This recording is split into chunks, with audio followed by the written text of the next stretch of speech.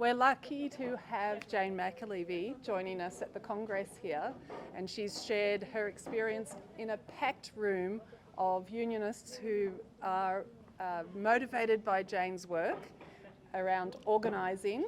They've taken away some inspirational experience from Jane and from the affiliates who have had success. Many of them, I think, that were on the panel have been using your book, attending your training or the training you've organised. I'm sure you saw some of the familiar tools. And they all told me they've all taken the courses, so I was just delighted. Yeah, and so you can see how some of the unions have already really achieved the supermajorities that you've talked about. They've really delivered for health workers, but also for health systems. So we just want you to tell us, what do you think for the other unions, perhaps the PSI affiliates that are considering perhaps changing their methods, maybe, taking on some of our organising strategy. What do you think would be the sort of 5 key things they would need to be ready to do? One, start working in a team, make a team.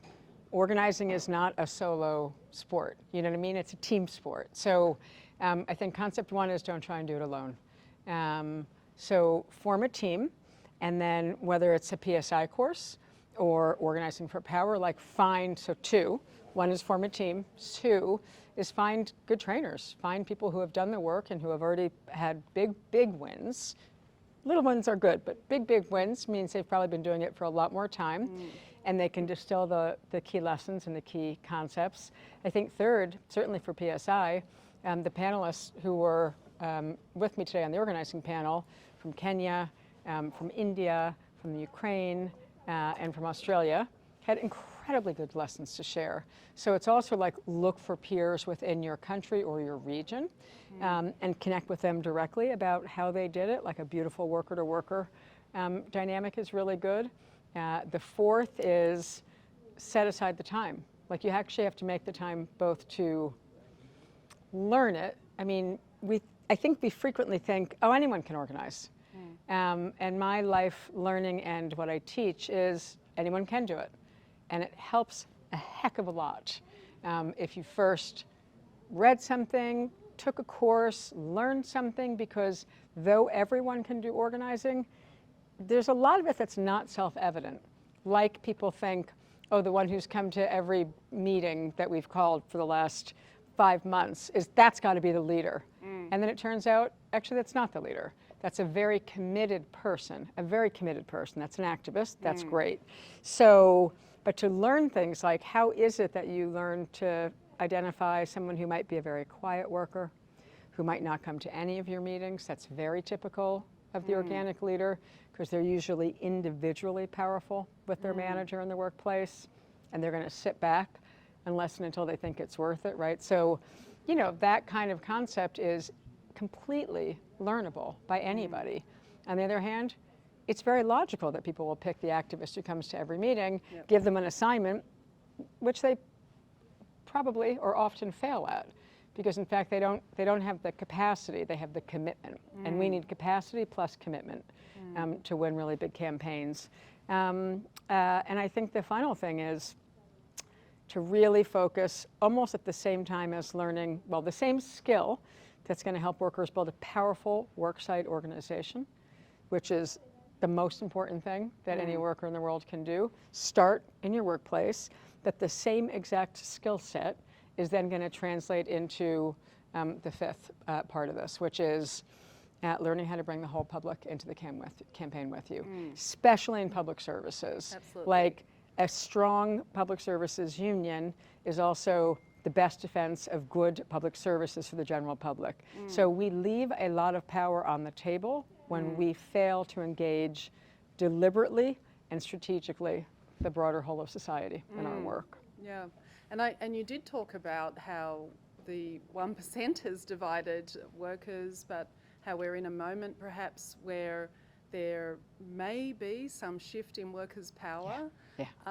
But also I've heard you speak before perhaps on if we're serious about challenging profit in the theme of our conference, people over profit. Yeah. If we're serious about challenging that system, Yeah.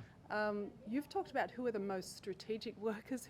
Where should we be putting our priorities as a broader union movement or as a global union federation? So what can you tell us about where you think, how do we challenge people? How do we make that people before profit a reality? Yeah, and I think it's like the other questions, I think it's a really good question. I think, one, we are afraid sometimes, just like the activist who might come to every meeting, and of course we like that person, but that person who's an activist and maybe not a small O organic leader or an informal leader, we can't actually build a powerful union on them. And the concept is to build the powerful union to win. So there are also sectors of workers that are more strategic than others. And it does not mean that all workers don't matter equally. It simply means if we can build the power faster where it's more possible, for example, workers who cannot be either outsourced or workers whose jobs cannot be shipped someplace else in the world, workers who already are well liked by the public. There's a whole bunch of ways that we can analyze who's a strategic worker, what's a strategic sector. A central one is they're just not easily replaceable. They just can't easily be replaced. That's sometimes called skilled workers, but I've always rejected that term. I think every single worker is skilled.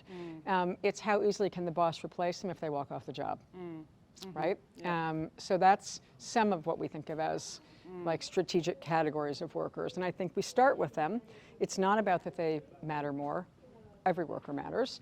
It's they're more easily organized into an organization. And then once they're in it and they're strong, then we have the possibility to change laws to make it easier for other workers to then form unions, right? So it's building the power as fast as we can in the moment we're in.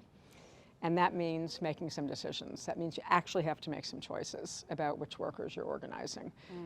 And be very clear that it's not a value judgment about value in society or value to the public. It's ability to form a union more quickly. That is key. And we're not good at making those kind of decisions. Like we're not good at, we resist sometimes the organic leader approach because it somehow, someone thinks, oh, well, that worker's more important. That worker's not more important. They're more important to the task at hand. And so sectors can be more important to the task at hand. So I think that's crucial, actually. Okay. Yeah. And just one final question. You talked a lot about a particular organic leader that you were able to win over. You've written a chapter about her. Yeah, Marnie which Payne. is really, I think that's been a really helpful story to share, because unionists often think, we will choose the person who's most pro-union. And I'm wondering if you've done the same at the union level, if you've come across union leaders that perhaps have been resistant, but you know that that's the person who would have to shift in order to really take on an organising approach. Yeah. So have you also had that kind of, or have you got that advice to us around where? Yeah, a little bit. That's where you've got good leadership that's has some moral authority. They're very principled. They may be holding back because at the moment things are kind of okay, but they don't yet see the train wreck that's coming at them. And it's, for me, I've watched that kind of change happen when the crisis begins, when standards are being stripped, when things are being taken away. And suddenly people who thought more or less we're okay here, we're in a good social partnership relationship, and then it all falls apart because a new leader comes in and starts attacking. And that moment when a leader starts to see the threat all around them is often a very strategic moment for them to make the pivot. Well, I've got no choice here. I've got to do it. And it's scary oftentimes. But then when they start to put all the pieces together of the methods, the methodological approach, and they see their very first victory, they're going to be off and running. And that's great. So yes, there is a sort of equivalency of leaders of unions, yeah.